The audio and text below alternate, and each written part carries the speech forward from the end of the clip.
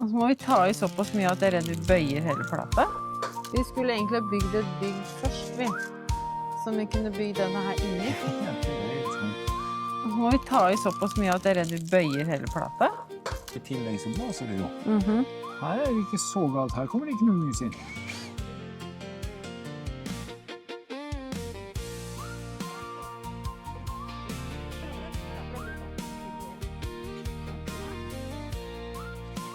Ja, men det er skakt, vet du. Det går ikke. Ja, det retter seg. Det er bare å bøye. Det er bare å ta i litt. Det er jo bare å bøye, da. Ja.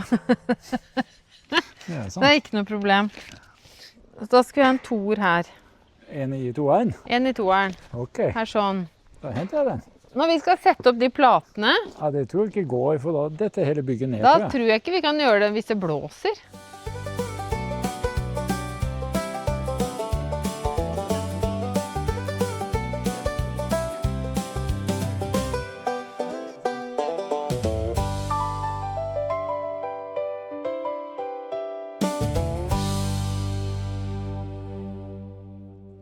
Men nå må jeg snart gå inn og lage mat, ja.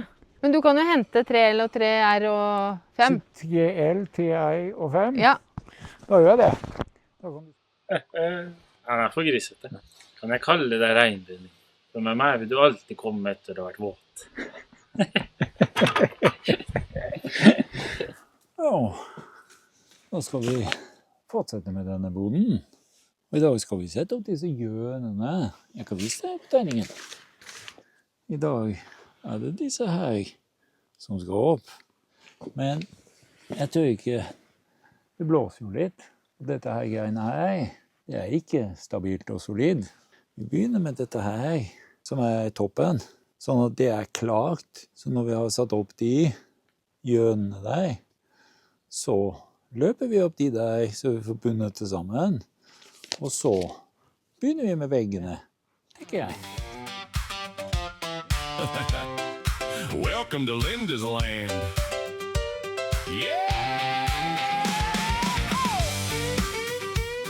Vi får sjekke SGD, tenker jeg.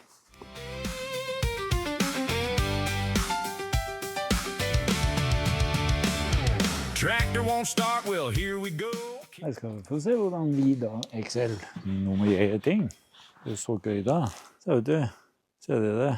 Det er 2 merkelapper da. Det er en D. Og så er det noe under deg som sikkert skulle sitte et annet sted. Det er jo plent umulig å vite det. Vi ser hva det er for noe under det. Der står det en C. Så hva er det da? Er det dele C? Dog stole something, chickens got loose. Linda just laughs, what's the excuse? We had a plan at 9:30. By 10 o'clock, forget the plan. Hey, welcome to Linda's land. Nothing here goes quite as planned. Dirt on our boots, coffee in hand, making a mess all over the land. Hey, welcome to Linda's land. Fix it with whatever's at hand. Laugh when it breaks, try it again. Hvis det er noen som har kjøpt kvalitet fra sånn firma som Dan Covey eller Vida Excel, legger gjerne igjen en kommentar i kommentarfeltet, så vi andre vet at det eksisterer. Ja, det er fint. Det er ganske tullete, fordi det vi har montert så langt, disse 2 lange sidene, montert, satt ihop, mens vi venter på at dette fører hverandre. Det lå i en eske, sammen med masse andre gitt, men det lå nå i en eske samlet der. Og så var det disse 2 her, som heter 7 og 8. De 2 lå i en helt annen eske, uten mål og mening. Så måtte vi leite gjennom 5 esker. Dette er Vida Excel. Linda's land. Hey, hey, hey. Linda's land. Garden is growing, so are the weeds. Ja, da tror jeg finner dem, for det er 7 og 8. De skal ligge i andre enden. Det krever jo en stor mann å innrømme at han har tatt feil. Jeg er ingen stor mann. Sånn skal det være. Det var det jeg tenkte hele tiden det. Da tenker jeg det løser seg etter hvert. Og da kom du hjem igjen. Da er jeg hjemme. Og da, Hei! da blir det ordentlig tankevirksomhet her. Ja, skal vi se. For nå hadde du 12 her, og så skal 7 inn på den. Somebody planted way too many seeds. Gord's gutting says, I know what to do. Linda just smiled. Yeah, sure you do. We make a plan. We give it a try. If that doesn't work, well, neither did I. Hey, welcome to Linda's land. Nothing here goes quite as planned. Dirt on our boots, coffee in hand, making a mess all over the land. Hey, welcome to Linda's land. Du kan bruke en dag på å dra plast da, sikkert. Altså, i en verden hvor vi må betale snart 100 kroner for en plastpose i butikken, for det er så farlig å kjøpe, i tillegg til at den nå er så miljøvennlig at den nesten kan spises, så skal de dekke til dette her med plast. Og det er greit. Og dette her er jo sånn plast som i hvert fall blir borte i naturen. Ja. Jeg ser på det idiotiet der da, så blir det hundrevis av sånne små plastbiter da, vet du. Helt natt. Og dette er bare på første plata. Ja, og det tar jo tid da. Så det gir liksom ikke mening bestandig. Disse her reglene de lager. Dette her kommer jo til å ta hele kvelden. Og så må vi ta i såpass mye at jeg er redd vi bøyer hele plata. Dette skal vi bare sende tilbake, vet du. Whatever's at hand, laugh when it breaks, try it again. That's how we roll in Linda's land. Dogs in the garden, chickens on the run, tractors making noises, but we're having fun. One more project, one more crazy plan. Nå er jeg spent på hvordan skal jeg greie å holde den her og stanga bortover mens jeg holder andre hjørnet. Og du skrur. Og i tillegg så blåser det jo. Vi skulle egentlig ha bygd et bygg først, vi. Som vi kunne bygge denne her inni. Ja, det er helt sånn.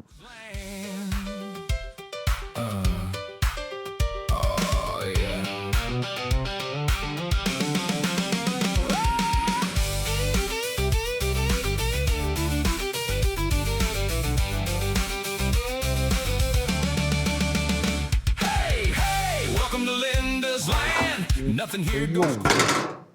Idiotiske teipingen.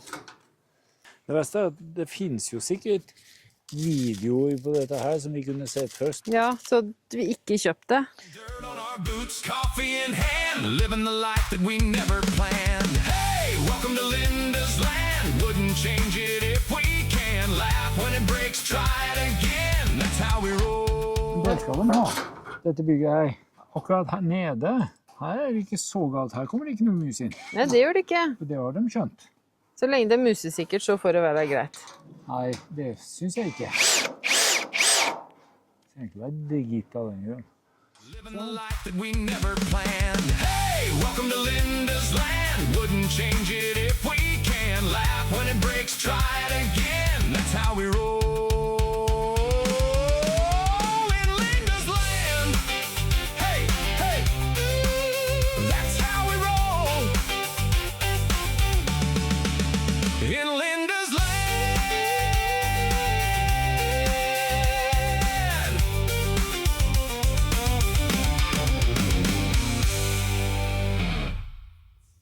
Og så må vi sette opp alle vegger og sånn før vi får gettet opp. Ja, og da lurte jeg på, Olsen, i all verden skal du rekke opp til taket?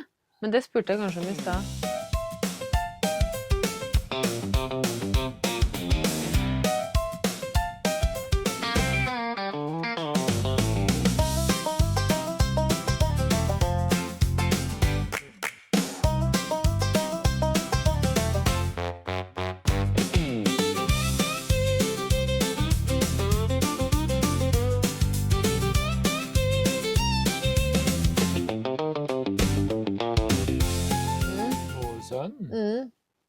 Han har jo et sånn stillas. Ja, vi har sett på reklame også. Den som leier stillas for å vaske liksom, taket på campingbilen sin. Ja, det er sant. Vi hadde jo campingvogn en gang, men jeg kan ikke huske vi hadde stillas når jeg vasket det taket. Jeg bare sto på en sånn stige, og så gikk jeg egentlig bare opp på taket og vasket. Men den gangen var jeg lett som en fjær. Ja, du var jo det. Ja. Nå er du bare lett. Nå er jeg bare... Jeg sa kanskje aldri at jeg gikk på det taket. Nei, du gjorde ikke det. Men det var alltid rent da. Og ikke datt jeg ned heller. Nei, du gjorde ikke det. Nei.